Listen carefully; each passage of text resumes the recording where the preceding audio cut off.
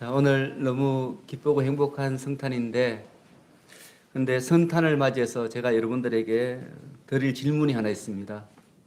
그것은 나는 하나님께서 주신 성경을 바르게 해석하고 또 바르게 합당하게 사용하고 있는가 하는 것입니다. 여러분, 성경을 바르게 해석한다는 것은 성경을 그 기록한 목적에 따라 해석하는 것입니다. 성경을 합당하게 사용하는 것은 성경을 그 기록한 목적대로 사용하는 것입니다. 그러므로 우리가 성도로서 바른 삶을 살기 위해서는 성경을 바르게 해석하고 또 그 쓰여진 목적대로 살아야 됩니다. 여러분, 하나님의 말씀은 어떤 처세술에 관한 책이나 철학책들과는 좀 다릅니다. 세상의 수많은 책들은 그 책의 내용들이 다 인간의 유익을 위한 수단으로 그렇게 사용되어집니다. 그러나 성경은 수단이 아니라 그 가르침 자체를 목적으로 삼아야 되는 그런 책입니다. 만일 그렇지 않을 때에는 전혀 예측하지 못한 최악의 결과가 나타나게 됩니다. 여러분, 그 대표적인 예는 예수님 당시의 종교 지도자들이었습니다. 여러분, 이 예수님 당시 유대인들은 메시아를 간절히 기다리고 있었습니다. 그런데 이 사람들은 메시아 보자 어떻게 했습니까? 배척하고 오히려 죽였습니다. 여러분, 그들이 왜 그렇게 했는가 하면 지식의 열쇠를 가진 종교 지도자들이 교만에 사로잡혀서 성경을 왜곡했기 때문입니다. 그들은 성경의 가르침을 하나님을 사랑하고 이웃을 섬기는 그런 삶의 지침으로 삼은 것이 아니라 자신들의 지식과 부와 명예와 권력 축적의 수단으로 삼았습니다. 그들은 하나님을 의지한 것이 아니라 하나님을 이용했습니다. 신앙을 자신의 권세를 누리는 그런 도구로 삼았습니다. 여러분, 그러한 이 바리새인과 서기관들, 당시 유대인들을 향해서 우리 예수님께서 아주 강하게 책망하셨습니다. 뭐라고 책망하셨는가 하면 화 있을진저 외식하는 서기관과 바리새인들이여, 너희는 천국 문을 사람들 앞에서 닫고 너희도 들어가지 않고 들어가려 하는 자들도 들어가지 못하게 하는도다.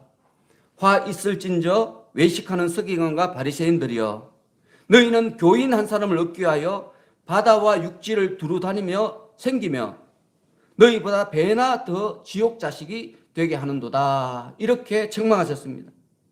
여러분, 악한 종교 지도자들은 자신들의 죄로 인해서 당연히 구원 못 받죠, 그죠? 그들이 지옥 가는 건 당연합니다. 그런데 그들은 자신들만 지옥 가는 것이 아니라 자신을 따르는 모든 성도들도 함께 지옥으로 끌고 가는 거예요. 그들도 구원받지 못하게 하는 거죠. 그런데 더 큰 문제는 뭔가 하면 이 사람들은 정말 무섭게 전도를 해요. 우리 예수님께서는 바다와 육지를 두루 다닌다 이렇게까지 표현했습니다. 이렇게 열심히 전도를 하는데, 근데 문제는 뭔가 하면 이렇게 전도를 받은 사람들이 잘못된 가르침을 받아서 오히려 전도한 그 사람들보다 더 악하게 된다는 거예요. 여러분, 지금 있는 이단들이 좀 그런 모습들 아닙니까? 정말 무섭고 두려운 말씀입니다. 우리 예수님께서 이런 말씀을 하셨어요. 그리고 이 말씀은 마치 지금 이 시대에 우리 교회들을 향해서 하는 말씀으로 우리가 들립니다. 여러분, 이 시대에 얼마나 많은 사람들이 예수를 믿습니까? 그런데 그럼에도 불구하고 도덕적으로 교회가 타락을 했다, 이렇게 지탄을 받고 있습니다. 너무너무 슬픈 일 아닙니까? 어떻게 교회가 세상 사람들로부터 타락했다 이런 소리를 들을 수 있습니까? 여러분, 세상 사람들이 말하기를 이런 말도 합니다. 예수는 좋은데 교회는 싫다. 여러분, 왜 교회가 이렇게 됐는가 하면 성경이 쓰여진 목적을 우리가 잘못 알고 있기 때문에 그렇습니다. 여러분, 오늘 본문이 속한 요한복음은 그 기록 목적에 대하여 우리에게 두 가지를 말씀하고 있습니다. 첫 번째는 예수께서 하나님의 아들 그리스도이심을 믿게 하려는 것이다, 그렇게 말씀하고, 두 번째는 예수님을 믿고 그 이름을 힘입어 생명을 얻게 하려 함이라, 이렇게 두 가지를 말씀하고 있습니다. 여러분, 우리가 성경을 통해서 가장 먼저 우리가 깨달아야 되는 것은 예수님께서 그리스도라는 것이에요. 그리고 우리는 그 예수님을 믿는 자로서 생명을 얻은 자들이라는 거죠. 이 두 가지가 우리가 성경을 읽는 목적입니다. 그래서 오늘 성탄절에 하나님께서 우리에게 또 말씀을 주시죠. 그죠? 근데 이 말씀은 우리의 삶의 유익으로 삼으라고 주시는 말씀이 아니라는 겁니다. 여러분, 그렇게 받아들이면 안 되는 거예요. 이 말씀은 우리가 예수 그리스도를 믿는 자로서 그 믿음에 합당한 삶, 의로운 삶을 살기 위한 삶의 지침으로 삼으라고 오늘 하나님께서 우리에게 주신 말씀이죠. 그래서 여러분, 우리가 하나님 말씀을 들으면 가장 먼저 뭘 해야 되는가 하면 자기 자신을 돌아봐야 됩니다.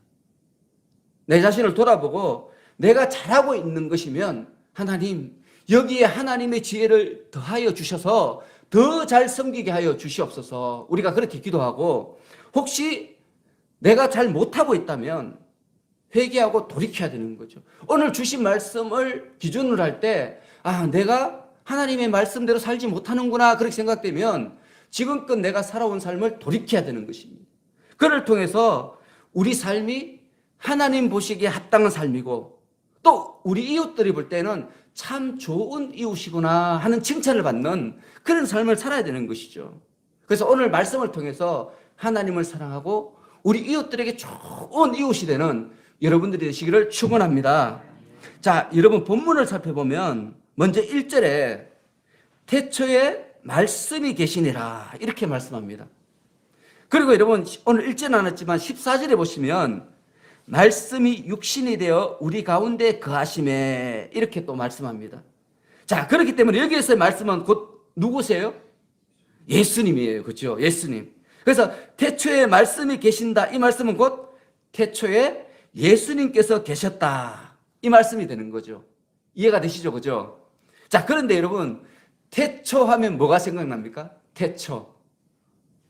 성경의 첫 구절이 생각나죠. 창세기 1장 1절. 태초에 하나님이 천지를 창조하시니라. 태초에 하나님께서 세상의 이 모든 것들을 창조하셨다는 것입니다. 그런데 우리 하나님께서 이렇게 창조해 주셨는데 이 창조하신 세상이 우리 인간의 죄 때문에 많이 파괴가 되었어요. 그로 인해서 하나님께서 주신 영원한 생명도 잃어버리게 되었고, 또 하나님께서 우리에게 주신 사랑도 잃어버리게 되었고, 또 우리에게 주신 행복도 잃어버리게 되었습니다. 그래서 우리 하나님께서 이 잃어버린, 하나님께서 주신 모든 것, 이 인간의 안타까움을 보시고 이 세상을 다시 회복시켜 줘야 되겠구나, 이렇게 결단하시고 이 땅에 예수님을 보내셨어요. 그런데 이 예수님, 우리를 다시 살리기 위해서 무너진 이 세상을 새롭게 재창조하기 위해서 오신 이 예수님을 소개하는데, 오늘 요한복음은 뭐라고 소개하는가 하면 태초에 예수님께서 계셨습니다, 이렇게 소개하고 있는 것입니다. 여러분, 이 세상의 창조가 태초에서 시작되었고, 그리고 이 땅에 구원하신 예수님도 태초에 계셨다는 거예요. 그런데 여러분, 이 여호와의 증인 같은 이단들은 이 말씀을 좀 곡해해서 뭐라고 해석하는가 하면 예수님께서, 하나님께서 창조하신 최초의 피조물이다, 또 이렇게 주장하고 있어요. 우리 예수님도 피조물이라는 거예요. 그런데 여러분, 얼마나 그 사람들의 주장이 엉터리인가 하면 바로 이어지는 말씀을 보시면 이 말씀은 곧 하나님이시라, 이렇게 말씀하고 있습니다. 예수님이 누구시라고요? 하나님이라고 바로 나오는데도 그 사람들은 예수님을 피조물이다, 이렇게 주장하고 있는 거죠. 얼마나 모순됩니까? 그런데 여러분, 그 말씀을 믿는 사람들이 너무 많아요. 왜냐하면 성경을 안 읽어서 그래요. 여러분, 죽도록 예수님을 믿는 사람 중에 성경을 한 번도 정독을 하지 않은 사람이 얼마나 많은지 몰라요. 지금 예수 이름으로 인해서 내가 죽겠다, 순교하겠다 작정한 사람들이 물어보면 예수가 누구냐면 몰라요. 당신 왜 그렇게 삽니까 하면 몰라요. 이유를 몰라요. 그렇게 모르면서 죽도록 예수님을 사랑한대요. 이런 사람들이 얼마나 많은지 모릅니다. 여러분, 우리가 성경을 조금만 읽어보면 예수님께서 하나님이심을 바로 알 수 있습니다. 그런데 성경을 안 읽으니까 거기에 속해서 영원한 멸망으로 달려가고 있는 거죠. 그리고 여러분, 창세기 1장 1절의 태초와 오늘 본문의 태초는 그 시점이 다른 태초입니다. 창세기의 태초는요, 물리적인 시간의 시작, 출발, 그 태초를 말하는 거고요. 오늘 요한복음의 태초는요, 물리적인 시간을 초월한 영원, 그런 뜻을 가지고 있습니다. 그래서 오늘 본문의 태초에 말씀이 계신다, 이 표현은 뭔가 하면 예수님께서는 우리가 살고 있는 이 세상이 창조가 되기 전에 이미 계시고 계셨다, 이 말씀입니다. 예수님은 피조물이 아니라 하나님 그 자체라는 거죠. 여러분, 그러시기 때문에 우리 죄를 사할 수 있는 거예요. 여러분, 피조물이 어떻게 인간의 죄를 사할 수 있겠습니까? 말이 되지 않죠, 그죠? 우리 예수님께서 하나님이시기 때문에 우리 죄를 사하실 수 있는 거예요. 그래서 우리 예수님께서는 그 기원은 알 수가 없어요. 왜? 성경이 말씀하고 있지 않습니다. 우리 하나님의 기원에 대해서 아무도 몰라요. 왜냐하면 그 기원에 대해서 성경이 말씀하고 있지 않기 때문에 그런 거죠. 자, 우리가 예수님의 기원은 알 수 없지만 우리가 알 수 있는 게 있죠. 그게 뭡니까? 우리 예수님은 시간과 만물이 창조되기 전에 이미 계셨던, 성부 하나님과 계셨던 성자 하나님이시다 하는 것은 우리가 확실하게 알 수 있습니다. 그런데 이 하나님께서, 이 하나님이신 예수님께서 우리를 찾아오셨다는 거예요. 이게 복음이에요, 여러분. 이 놀라운 복음이 뭔가 하면 이 하나님께서 우리를 찾아오셨다는 거죠. 근데 찾아오실 때 신의 모습으로 오신 게 아니에요. 어떤 모습으로 오셨어요? 우리 인간들과 똑같이 오셨어요. 엄마 뱃속에서 10달 만에 태어나셔서 아기 예수로 이 땅에 오신 거예요. 그리고 이 아기 예수님은 우리 인간들과 똑같이 사셨어요. 여러분, 여기에 굉장히 위로가 있지 않습니까? 우리 예수님은 특별하게 사시지 않았어요. 왕처럼 사시지 않았어요. 우리하고 똑같이, 오히려 우리보다 더 가난하게, 더 힘들게, 더 고뇌에 찬 삶을 사셨어요. 그분은 메시아였지만 가난하게 사셨어요. 메시아였었지만 고뇌에 찬 삶을 사셨어요. 그리고 인간의 연약함을 다 체험하시고요. 억울한 고통도 다 체험하시고, 그리고 난 후에 우리 인간들을 구원하시기 위해서 아무 죄 없이 억울하게 십자가에 못 박혀 죽으셨습니다. 여러분, 그렇기 때문에 오늘 성탄절은 우리에게 매우 기쁜 날이지만 동시에 우리 예수님의 희생을 생각할 때는 너무너무 가슴이 아픈 그런 날이에요. 이 예수님이, 오늘 아기 예수로 오신 예수님이 뭐하러 오셨어요? 우리를 위해서 십자가 못 박혀 죽으시기에 오셨잖아요. 그래서 우리가 이 날을 원래는 슬퍼하는 날이죠. 기뻐할 수 없는 날이에요. 그런데 그럼에도 우리가 이 날에 슬퍼하지 않고 기뻐하는 이유가 있습니다. 그것은 뭔가 하면 우리 예수님은 이 땅에 오셔서 십자가에 못 박혀 죽으신 것으로 끝난 분이 아니라는 거예요. 죽으셨다가 어떻게 하셨어요? 사흘 만에 부활하셨어요. 그를 통해서 우리의 영원한 구원주가 되셨습니다. 그리고 하늘에 승천하셔서 이제 장차 이 세상을 심판하시고 우리를 영원한 하나님의 나라로 부르실 우리의 영원한 구주로 우리 예수님께서 계시기 때문에 우리가 이 날을 기뻐할 수 있는 것입니다. 그래서 우리들은 대림절을 딱 기점으로 해서 촛불을 밝히는 거예요. 오늘 우리가 5개 촛불이 다 밝혀졌죠, 그죠? 어두운 색깔보다 점점 환한 색깔로 우리가 촛불을 밝히면서 예수님의 오심을 설레는 마음으로, 또 기쁜 마음으로 기다리게 되는 것입니다. 그래서 여러분, 오늘 성탄은 예수님을 믿는 우리들에게는 참으로 기쁜 날입니다. 여러분, 기쁨을 누리시기 바랍니다. 여러분을 구원하신 예수님을 생각하면서 나도 작은 예수로 살아야 되겠다, 이렇게 결단하시는 여러분들 되시기를 예수님의 이름으로 축원합니다. 자, 이어지는 우리 4절 함께 했습니다. 시작. 그 안에 생명이 있었으니 이 생명은 사람들의 빛이라. 자, 여기에서 생명은 영원한 생명을 의미합니다. 지금 우리가 살고 있는 생명이 아니에요. 이 생명은 늙으면 죽잖아요, 그죠? 근데 오늘 본문에 말하는 생명은 늙으면 죽는 생명이 아니라 영원히 사는 생명이에요. 근데 이 영원한 생명이 어디 있다고요, 지금? 예수님 안에 있다는 거예요. 예수님 안에 생명이 있다는 거예요. 영원한 생명이 있다는 거예요. 영원한 생명은 어디에 속해 있어요, 지금? 예수님에게 속해 있다는 거죠. 영원한 생명은 예수 위에 그 무엇으로부터도 얻을 수 없다. 지금 그 말씀을 하고 있는 것입니다. 그래서 우리 예수님께서 여러 곳에서 이 말씀을 하셨어요. 우리 예수님께서는 요한복음 6장 35절에 나는 생명의 떡이다, 이렇게 말씀하셨어요. 그리고 11장 25절에 나는 부활이요 생명이다. 또 이렇게 말씀하셨습니다. 그리고 14장 6절에 내가 곧 길이요 진리요 생명이니 나로 말미암지 않고는 아버지께로 올 자가 없느니라. 우리 예수님께서 반복해서 이렇게 자기 자신을 소개하셨습니다. 여러분, 왜 이렇게 우리 예수님께서 나는 생명이다 이렇게 말씀하셨는가 하면, 예수님께서 사시던 그 당시 이 유대인들에게 있어서 아주 중요한 관심사는 뭔가 하면 하나님의 나라와 영원한 생명이었기 때문에 그렇습니다. 그래서 우리 예수님께서는 그들에게 하나님의 나라와 영원한 생명에 대해서 여러 번 가르치셨습니다. 그리고 유대인들이 영원한 생명을 어디서 찾을 수 있는지 우리 예수님께서 다가와서 묻는 그런 장면들도 성경에 기록되어 있습니다. 여러분, 유한한 인간은 본능적으로 영원히 살기를 원합니다. 죽음을 극복하고 영원히 사는 것보다 우리 인간에게 더 절실한 것은 없기 때문에 그렇습니다. 그런데 여러분, 오늘 성경 말씀은 아주 무서운 또 말씀을 선포합니다. 바로 5절입니다. 5절 함께 씁니다. 시작.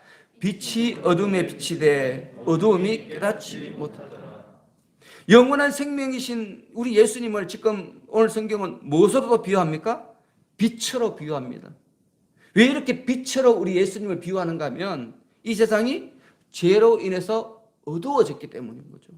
그래서 우리 예수님께서는 어두워진 이 세상에 빛으로 오셔서 그들의 죽음을 물리치시고 그들에게 생명을 주시기 때문에 우리 예수님을 오늘 본문에서 빛, 어둠을 비치는 빛으로 이렇게 표현하고 있는 것입니다.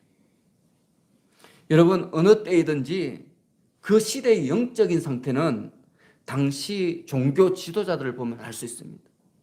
그런데 예수님 당시 종교 지도자들의 영적인 상태는 정말 최악의 상태였습니다. 그들은 영원의 생명의 길을 몰랐습니다. 그렇기 때문에 우리 예수님 배척한 거죠. 그죠?